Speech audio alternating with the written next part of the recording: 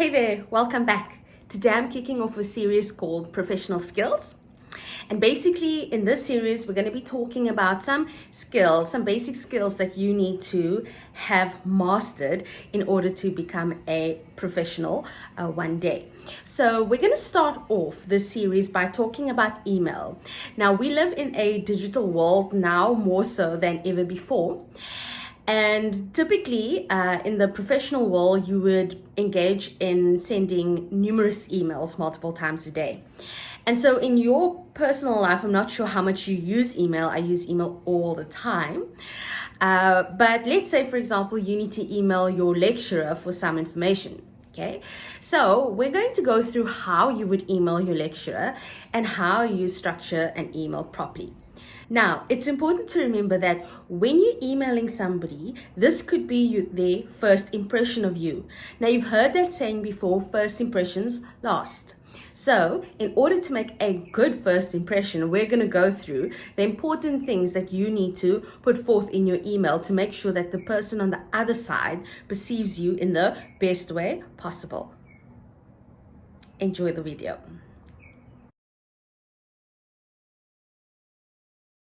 Okay, so we're going to start off with sending an email.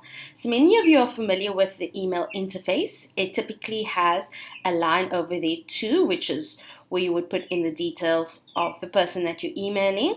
Then there's a subject line, and typically you have the body of the email. Now, more often than not, I tend to get emails something along the lines of this. Okay, so where are the lecture venues for this course? Okay, so let's say I get a line like that. Now, this is frustrating and confusing on a number of levels because, number one, firstly, the email it's just a sentence, as if you're sending a text, and an email is not supposed to be like a text. Okay, there's a specific format which you should follow. Then also, we've used abbreviations. Okay, so we typically do not use abbreviations in email. You've got to keep it all professional. So something I would encourage you to do to practice this in your own life is to use full words and proper grammar when sending messages and so forth, because you just get used to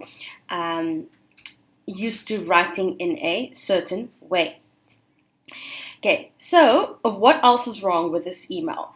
Okay, so besides for just the structure being completely poor, it says here for this course. Now, if I'm the lecturer, now in my case, for example, I typically teach on at least 3 courses.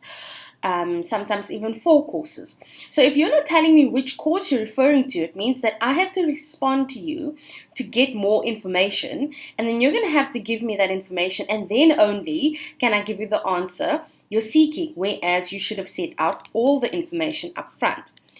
So how do we go about improving on this email? Okay, so the first thing you're going to do is you're going to start over here with the subject line.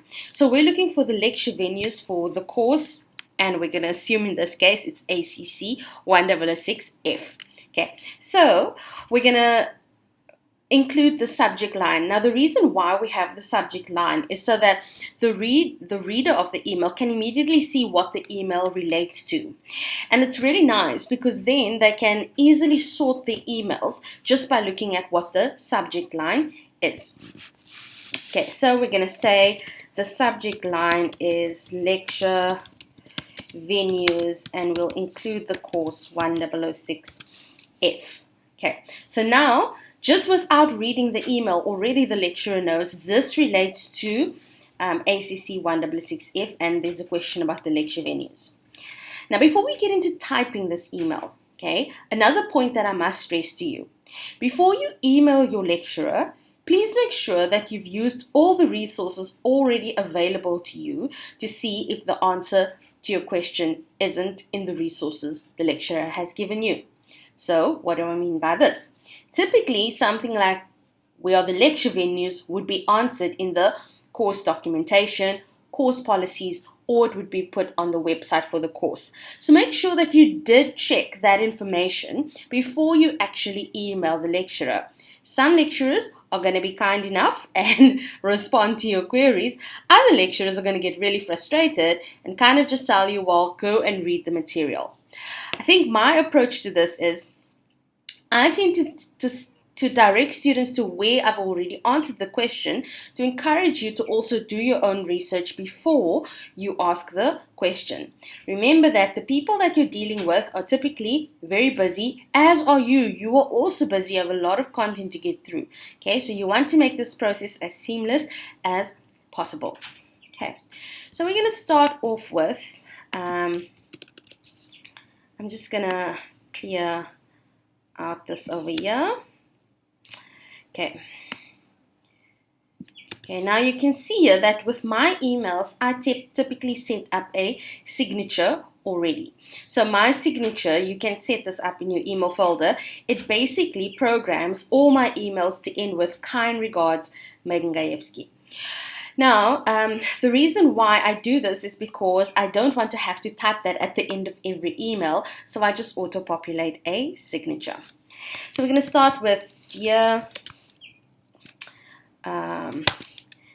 Okay, now what's nice about my email is that it's looking at who I'm sending it to and it's already populating the name. Now you want to start with dear whoever. Okay, so if the person, if you can see that the person is perhaps a doctor or professor, you'd say dear Professor so-and-so, dear Doctor so-and-so. Okay, with me, I'm just Megan. That's all I go by. So you can just feel comfortable to email me, dear Megan.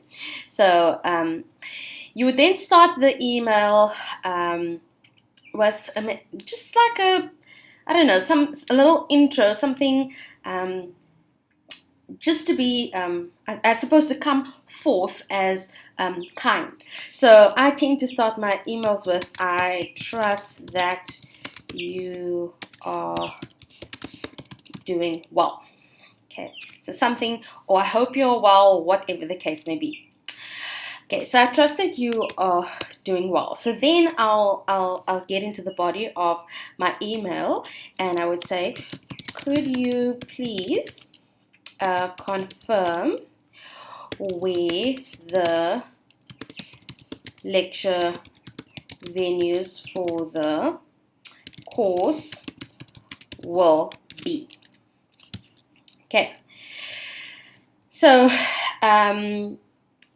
straightforward. You can see it's quite similar to the previous sentence that I have. I've just phrased it a bit more nicely. The other thing I also want to point out to you is that you should make sure that you're doing a spell check. So typically the emails tend to come up with a spell check already embedded in it. So make sure that you are doing a spell check to make sure that your content is actually appropriate and you don't have any grammatical errors. Okay, so could you please confirm where the lecture venues for the course will be? And then you'll end it with, I look forward to hearing from you.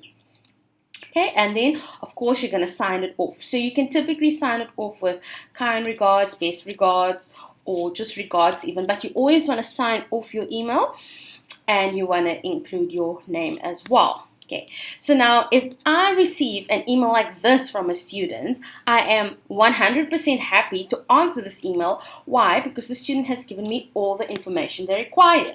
They've said that this is relating to the first year accounting course and the student has asked for their information. I don't see any major issues with the wording of the email. The student is coming across as kind.